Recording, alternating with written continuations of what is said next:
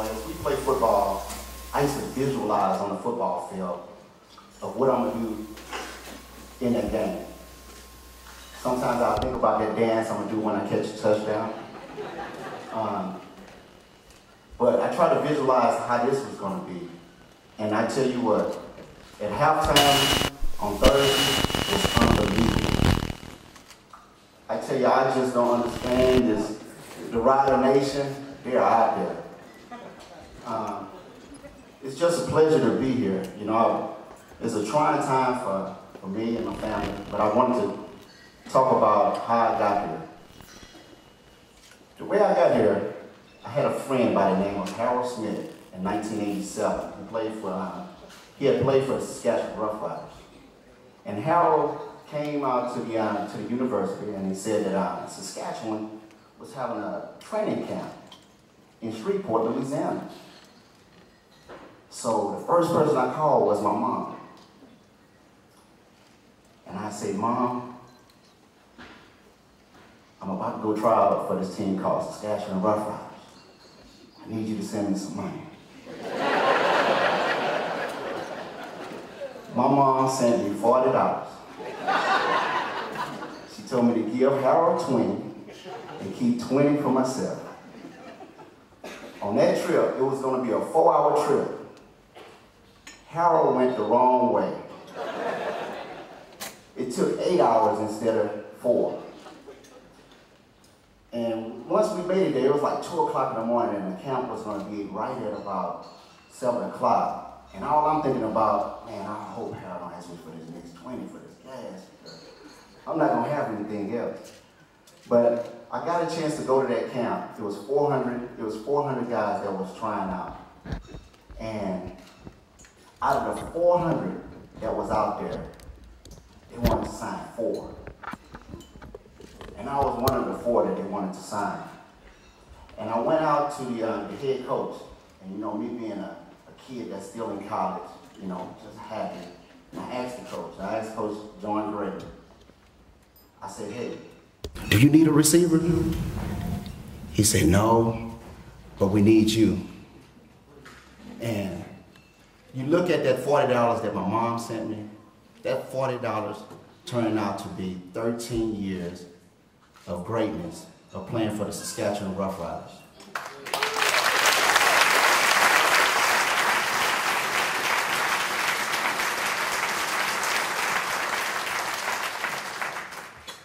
My mom passed away Monday, and the one thing that we were trying to do, we kind of knew that it was going to happen, but we prepared ourselves for this trip.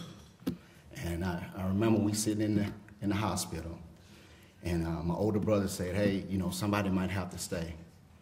And I remember my father-in-law telling me, he said, hey, you gotta be strong. So, I'm always the quiet one in the family, so I stepped up. I said, man, if it wasn't for Mama, I wouldn't be here. She would love for us to be here, and I know she's looking down at me. I know she's happy, but I look at my family, I look at Pam, you're a cancer survivor. Deborah, we grew up together, we have the same birthday. February, we're 4 years apart. You used to beat up on me. Oh, you used to beat up on me. Paul, what can I say? You're a brother that I followed all your footsteps. The only thing I didn't follow is that trumpet that you were playing when Mama wanted me to be in the marching band. Sean and Tyrone, they should be in the back or somewhere, but that's my younger brothers. They followed my footsteps. When I played football for Texas Southern University, they were the ball boys. When I played baseball, they were ball boys. They followed my steps. Sean got a chance to play with Tracy for Baltimore. He tried out there. Tyrone was drafted for baseball. So we have a good family, but I would like to thank everybody for the prayers that they've been saying, for my mom. It was overwhelming Thursday, to see a picture of my mom as she having a celebration. I guess I was breaking the record of consecutive games. And the one thing that you always remember is when your mom tells you that one word, I love you, baby. And right now, I wish I could hear that word right now, man, because I know she's saying, I love you, I love you. You know, playing football in the Canadian Football League, it was a joy, but for me, I was one of those kids that was like 5'7", 165 pounds, going to college. I still remember my first day at Texas Southern University. They thought I was the trainer. So, you know, I couldn't run, but I could catch the ball. As I played at Texas Southern University, my senior year, I became I had like 88 catches for 1,000 and some yards and 15 touchdowns. I led the 1AA in catches. I just knew I was going to get drafted. I was like, man, I know I'm going to get drafted. But I'm glad that I went to that camp for Saskatchewan Roughriders, because this is amazing. This is amazing. I want to share, I have my college buddy that showed up over here. I used to always tell them how crazy it is in Saskatchewan. And they really got a chance Thursday to see what it was all about. I have a college buddy, his name is Marcel Smith. I have an elementary buddy, his name is Wendell Thornton. And this is unbelievable for him because it's an experience that we're gonna bring back to my hometown, which is Port Arthur, Texas. Another thing I wanna express this to you all too. In the community in Saskatchewan, I always wanted to give back because as a kid, when I was growing up, I never really got a chance to meet a professional athlete. I never got a chance to shake their hand. So when I started playing, I wanted to give back because I had a message.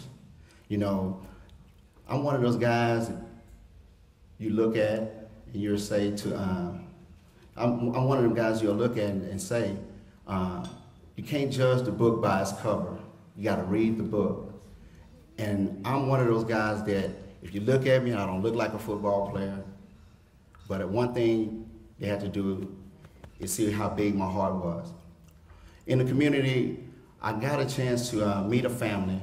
I met this little young boy named Paul Faber. He was 10 years old. And Paul used to always come to my apartment and knock on my door and want an autograph. So I was like, okay, you want an autograph, okay. Then Paul came back and he had a picture he drew of me. And he's like, hey man, my birthday is coming up and I would like you to come to my birthday. So I went out to meet his parents. And became real good friends with the parents. Then next thing you know, similar to the Blind Side movie, I moved in with them during the season. It helped me tremendously because I had a home. They made it easier for me to play this game, to come home to a family. So Paul Faber, we've been knowing each other for 20 years. I would like to thank you for doing what you did because I wouldn't be here today if your family wouldn't have taken me in. Eileen, I love you like a mom. Nelson, like a dad. And Renee, and the extended family. Back to my family. My wife. I want to thank you for letting me put football first. Because without me doing football, putting football first, I wouldn't be where I'm at today. I know you're still mad at me about getting rid of your nanny when I retired. I'm sorry for that. Sorry for that. My son Donald, he's right there. Chelsea, Serena. Chelsea, she was asking me a question. She said that, Daddy, am I a celebrity?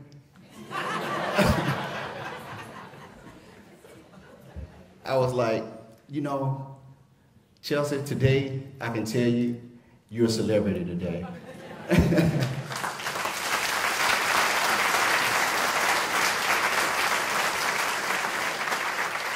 my mother-in-law and father-in-law, I would like to thank you so much because there's a lot that you all played in my part of life.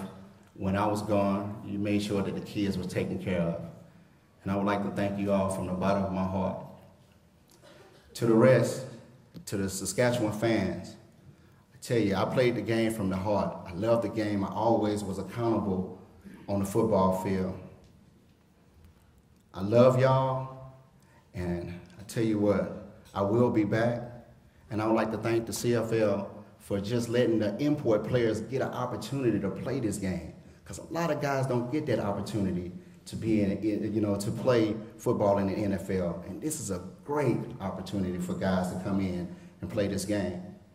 So by saying all this, I would like to thank all of y'all for being here, and thank you so much for having these first memories for my family. That's their first time being here. Thank you so much.